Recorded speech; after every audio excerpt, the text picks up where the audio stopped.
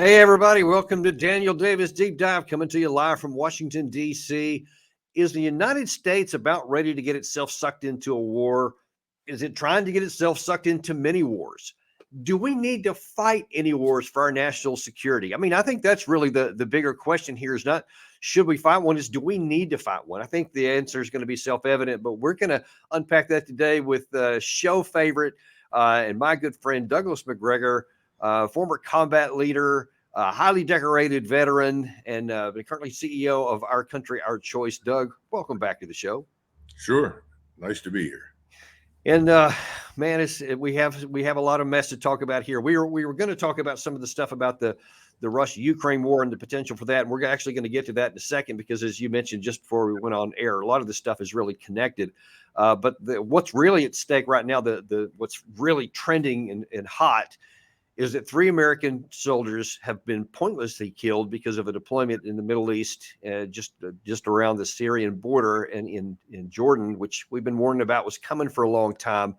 And the predictable response for many of the gung-ho war firsters in this country is, yeah, let's go do some more. Let's hit Iran, because Iran's behind all this. And so let's just smack them. And former National Security Advisor John Bolton went on, I believe it was earlier today, or maybe it was yesterday afternoon, saying this. If there were ever a moment, and frankly, the moment started about 3 months ago, but if there were ever a moment now when to show American determination and take a significant step to reestablish deterrence, the president's response has to be to strike targets in Iran. And then he went on to say, well, they asked him, what kind of targets you talking about? And he actually added some things. To be clear, I don't think it should be proportionate. I think it should be disproportionate. That's how you create deterrence in the mind of your adversary, that the cost to them of attacking our forces is so high they won't do it again. But to give a couple of specific targets, there are Iranian naval vessels in the Red Sea assisting the Houthis in Yemen. I'd put them at the bottom of the Red Sea. There are Quds Force bases in western Iran that are used for training and equipping these Iraqi Shia militia groups. They could be attacked. There are many, many air defense locations throughout Iran. Any or all of them could be targets. None of this threatens the regime in Tehran, but it sends a very clear message. I love the way he adds that. It sends a very clear message, but this is not going to war. So he wants his cake and eat it too.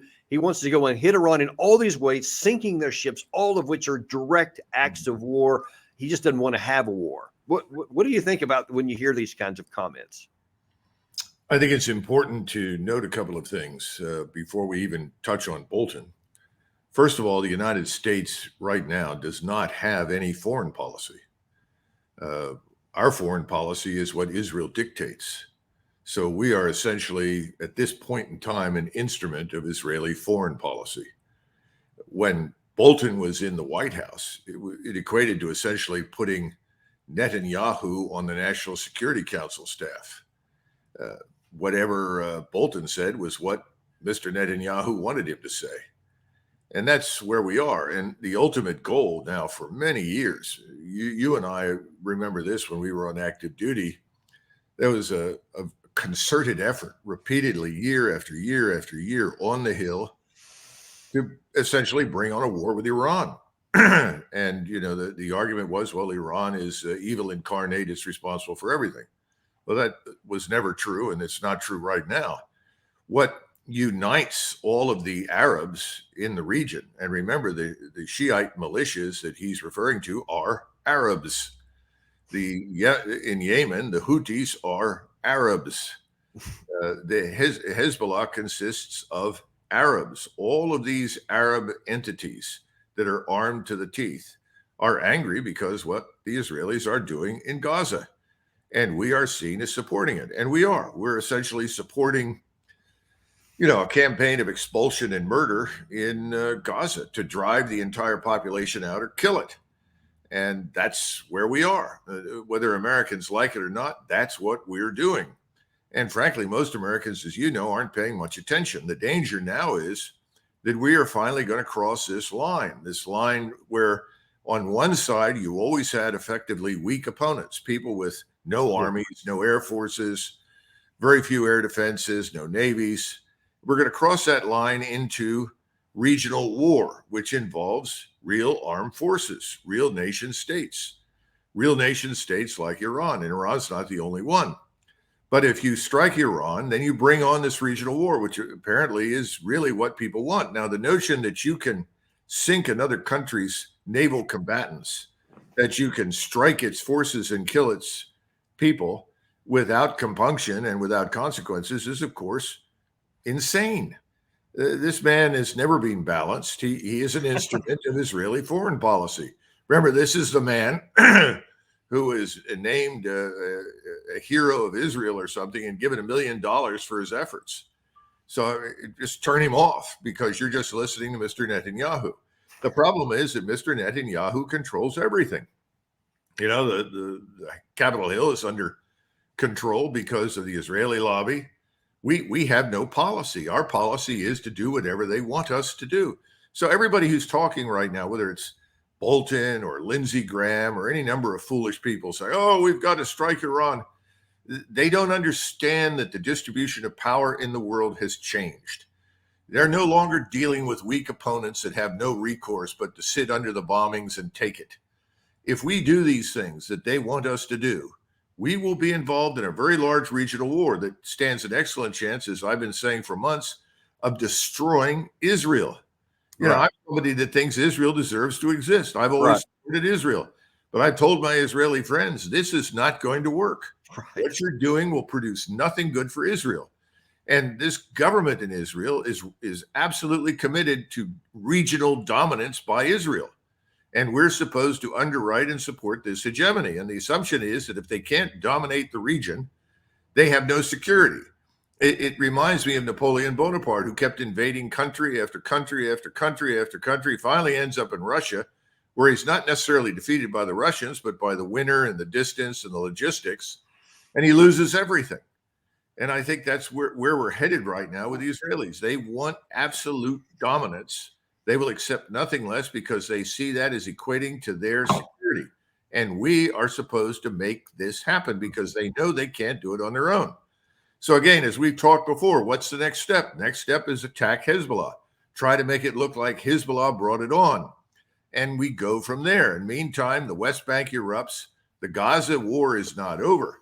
They may have killed tens of thousands of people and driven hundreds of thousands out. It's not over. And Egypt is sitting there on tenterhooks. Nobody around Israel wants a war.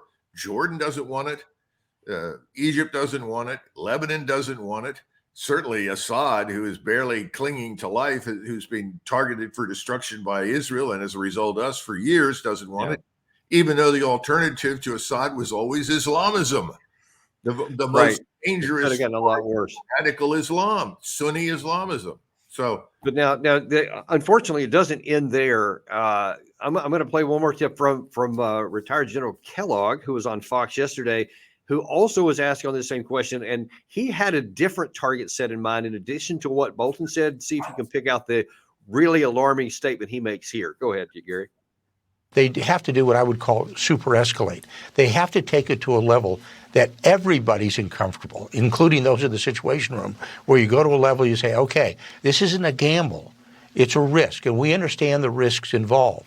But until we make a clear message and we send a clear message, these are going to continue. So you have to go outside of your normal box, and you have to break the escalation ladder. Either attack the Quds Force leaders, that's Ismail Ghani, or the Supreme Leader Khamenei, or the facilities they've got in Iran, but somebody has to make a hard call, because now we've reached a point where we're going to have to do something very hard, very strong, and the response is going to be probably, from their end, it could be proportionate. So be prepared for that. Be prepared. You're talking about taking out the leader of a country, the pinnacle of an act of war, and you say they might do something back, and we got to be ready for that. I mean, the problem with this, well, one of many problems with this is that no one wants to think about what next after the first strike. What if they don't back down? What if they do come out like you suggest, and they're going to defend themselves and actually get into a war? Then what do we do? No one thinks about what next. How does this help America? Well, what next is the regional war that right now Mr. Netanyahu and his government want. They want that because they're losing. They've made a mess of Gaza. Their country is at high risk of destruction. And so their answer to everything is escalate. If you escalate, you inevitably pull in your vassal state, the United States, and the U.S. armed forces will do your bidding. That's where we are. So the Israelis are not difficult to figure out. I understand completely what they're doing and why. The larger problem is for the United States. What are we doing? Well, we have been bullying, sanctioning, and bombing everyone who doesn't agree with us for years, easily for 30 years. We bombed our way through the Balkans. We certainly waged war in Somalia before we went to the Balkans. That didn't work. What we created in the Balkans is an unsustainable status quo, first in Bosnia-Herzegovina and secondly in Kosovo. Then we moved on to the Middle East. We've created a disaster in Afghanistan. We created another one in Iraq, in Syria, in Libya. So what's the answer? The answer is always the same. Escalate, bomb some more. This won't work. It hasn't worked. It's not going to work. But anyone who stands up and says, no, this is not intelligent, this is not the answer, and admits that much of what we're experiencing right now is a function of two things. First of all, the damage we did during this ridiculous global war on terror that simply made millions and millions of new enemies and destroyed countries and societies and millions of lives. And the second part of it is that we're absolutely unconditionally supporting the campaign of expulsion and killing in Gaza. And all of the Arab states have come online, and all the Arab militias and Arab forces that exist in the region are online opposed to it. And so they're attacking us and anybody else who is opposed to it. Now, Doug, I want to ask you. It's not neurosurgery to figure out, stop what's happening in Gaza. And most of this will stop right now. But in the meantime, as Trump tried, we need to get out of the region. We don't need to be in Syria. We don't need to be in Iraq or any of these other places. Now, I want to ask you on that point there. You said just a second ago, you see what Netanyahu's doing, you understand why, but also something you said at the top of the show here. I wonder if you can address a contradiction between that, because it's like one thing that Netanyahu wants to do, but then the reality is, as I understand it, there's really no chance that he can accomplish the peaceful security arrangement that he wants, the safety for his people by the course of action that he's pursuing, that he wants us to support. It seems to me those are absolutely contradictory, and he'll make it less secure, not more secure. How do you see that part playing out no matter what we do? Well, you need to distinguish lies from truth. All you're getting from his side is one lie after the next. First of all, the whole campaign from the outset had remarkably little to do, I would argue, with the hostages taken on 7 October. And as we've seen recently, much of what happened on the 7th of October ends up being debunked. In other words, these allegations of mass rape and mass murder and so forth. So that's part of the problem, but nobody pays attention to that. Remember, journalists always write, for better or worse, the first draft of history. That first draft said all sorts of terrible things. Therefore, it stands, even though it may not be true. And what we're finding out is a lot of it isn't. Right. His real purpose and what the Israeli people want, and I know this for a fact, and I understand why they feel this way, is the complete removal of all the Arabs from the Western Bank. In other words, everyone who is north of the Jordan River who is not a Jew needs to go away. Well, they almost accomplished that back in 1948, 49, 50. Doing it now is an impossibility. The world is watching it. The world will not tolerate it. Now, we are not really watching it, but then again, have to keep in mind who controls finance, who controls the media, who controls what we hear and what we don't hear. If you don't go on to alternative media, if people don't turn on these podcasts, all they're going to get is the sort of nonsense you heard from Kellogg. Now, Kellogg, of course, is also advocating that we break our own laws, which I guess is par for the course. And what that means is that you are assassinating the leaders and members of other people's governments. By the way, Soleimani was a member of the Iranian government. When we assassinated him, we broke our laws. Now, I don't care how much you like or dislike any of these people, but under our law, we are prohibited from killing the leadership of other governments. And what people here do not understand, the American people don't understand, is that what goes around comes around. Right. We are not going to escape damage as a result of what we're doing, and especially if we go into a regional war. We will not sit here untouched. Enormous damage will come our way. I guess that's the only way to awaken the American people to the reality that we cannot act with impunity anymore. Again, the distribution of power has changed, and no one talks about all of the actors, not just in the region, but external to it, that can become involved against us. Yeah. And I think, Doug, I think that's one of you also said this kind of at the outset. I think that that's one of the big problems that we have at the government level is that we have gotten away with it all this time. I mean, going all the way back to the Kosovo bombing and, the Somalia, the Libya, ad infinitum. You just keep mentioning them all in there, Iraq, Syria. We were able to do all these bombings and they couldn't do anything in response because they didn't have any ability to do so. We're getting now already are in this situation now where some of these actors do have the capacity. And and I want you to talk about this a little bit because you've mentioned this to me in some private conversations. You say that Iran is not this, weak version that a lot of people think that they'll just cow down if they get hit with some missiles. You say they have more capacity than many in the West recognize. Oh, absolutely. There's no question about that. If you look at their current arsenal of missiles, and the Israelis have been saying these things for years, and they're correct, but they're ignoring them on the assumption that we are somehow or another going to magically remove all of this. They're theater ballistic missiles, they're tactical ballistic missiles, and we have not been exposed to a fraction of that capability, carry 1,000 and 2,000 pound warheads. They have enough missiles to overwhelm the air and missile defenses that the Israelis have. And for that matter, they can overwhelm ours, as we've already seen. And these missiles can fall like rain on Israel's major cities. The Israelis say, well, that's fine, then we'll use a nuclear weapon against them. I don't think Israel would survive the use of a nuclear weapon against anyone. I think all hell would be turned loose against Israel. It's already hurt itself badly in the international environment by its actions in Gaza. That would finish Israel. So I just, if you want Israel to survive, I certainly do, then we ought to stop underwriting these disastrous policies. But we've got to have our own strategy. We have none. Our strategy is to do whatever Israel wants us to do. That's not a strategy. That's the path to destruction for the United States and Israel. Now, speaking of path to destruction, in the remainder of the time we have here, I want to slightly shift gears because, as you suggest, a lot of these things are all tied together, and you have to view things in global context. And it's not enough that we seem to be wanting to suck ourselves into a war here. We also are continuing to dance around the corner in Europe with the Russia issue. And it's as you and I have talked many times, that there is no military path to victory for the Ukraine side.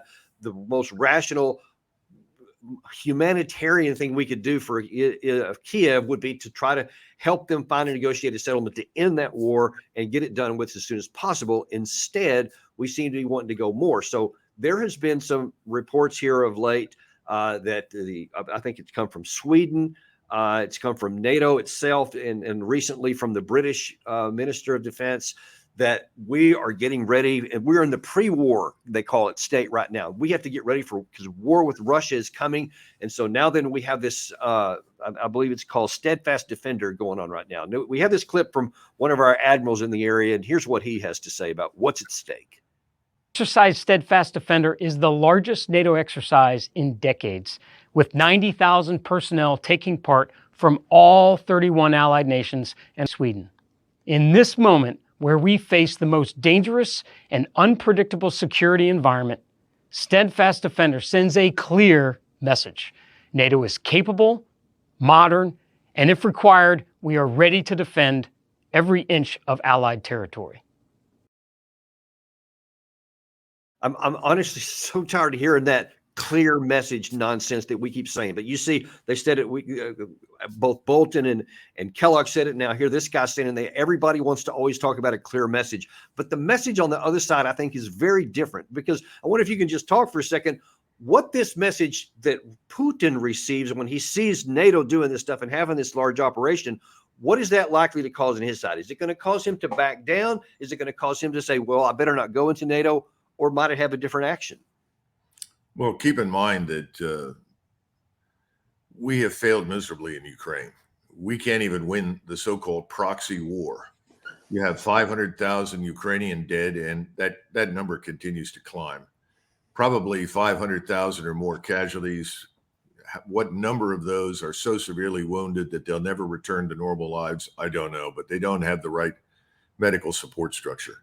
The truth is that Zelensky and his backers in London and Washington could care less about the Ukrainian people. Remember, Zelensky was this Russian speaker who was not even Ukrainian, who was dragged into all of this and then had to take a speed course in Ukrainian to come up and speak publicly. And he still doesn't speak it entirely properly, according to the Ukrainians that I know. I mean, the whole thing is a facade. Then you have this thing called NATO, which is frankly on life support. A big component of this exercise that you just mentioned involves the Turkish and French fleets. You know, the interesting part about Turkish and French naval power is that the Turks and the French hate each other. This isn't going to change anything.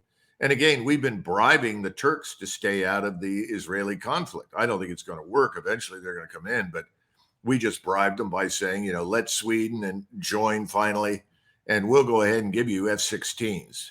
And by the way, to keep the Greeks happy, well, we'll give you some F-35s. Why anybody wants an F-35 at this stage that hardly flies at all, it's got such a terrible maintenance and support record, is beyond me. But the bottom line is that you can't bribe your way out of this thing, just as you can't bomb and intimidate. So if you're Putin sitting in Moscow, the first thing you realize is, look, this alliance is a paper tiger.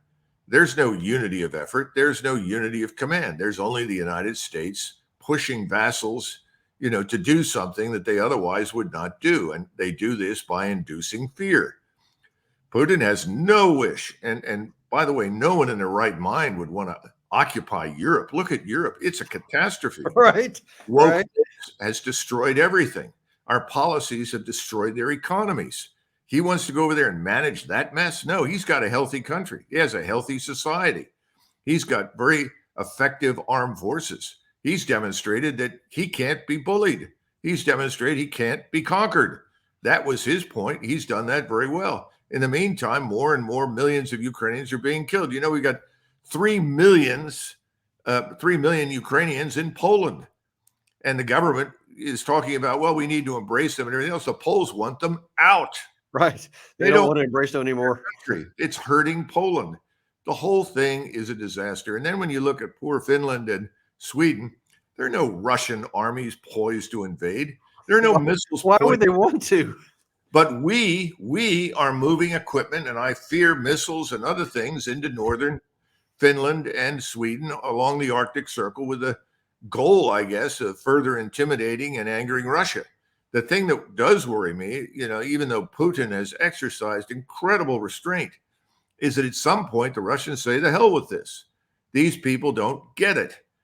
And then you get a real war for which we are completely unprepared. We don't have the inventories of equipment, of munitions. We don't have trained forces anymore. Yeah. This wokeness has done enormous damage to us.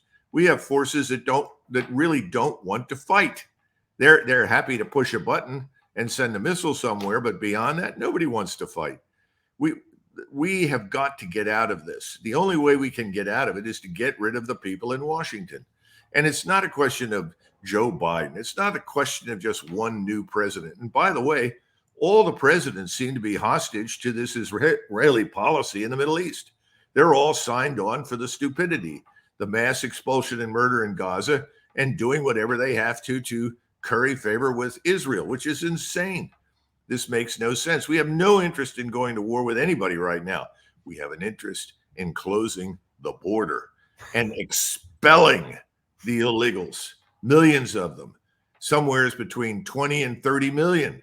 We have to rebuild our country, restore the rule of law. You don't restore the rule of law by breaking it overseas and killing people that are heads of foreign governments.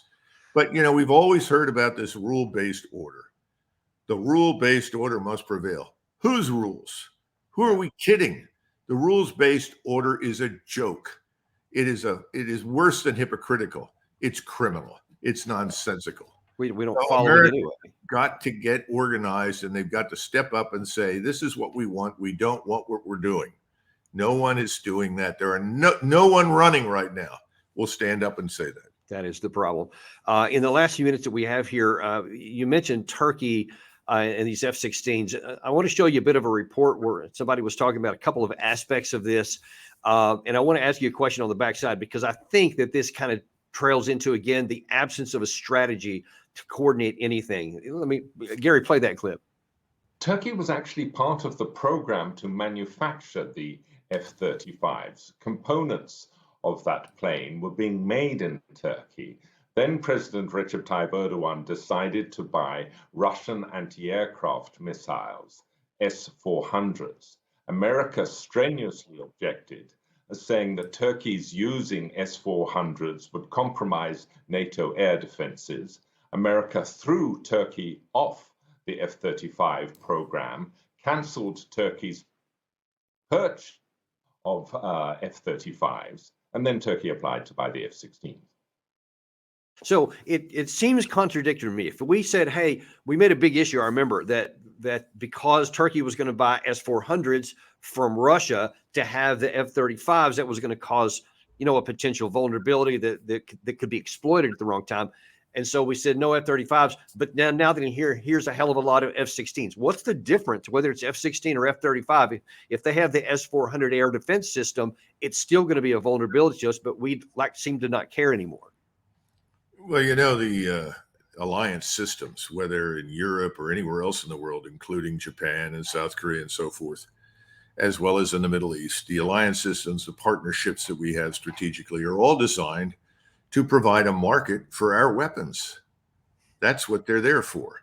And our arms industry has just made a killing for decades by selling things to allies.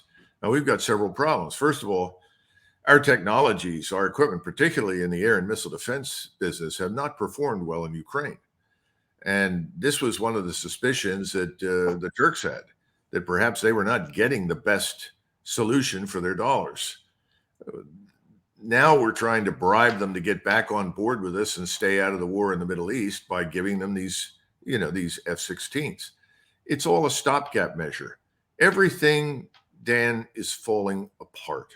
Yeah. This is the end of the American overseas empire. And the only way that Americans in Washington with their Israeli friends can find to try and stave off the inevitable, along with our own financial collapse, is to escalate. Every time you ask them, what's the answer to this? Escalate, bomb more, sanction more, bully more.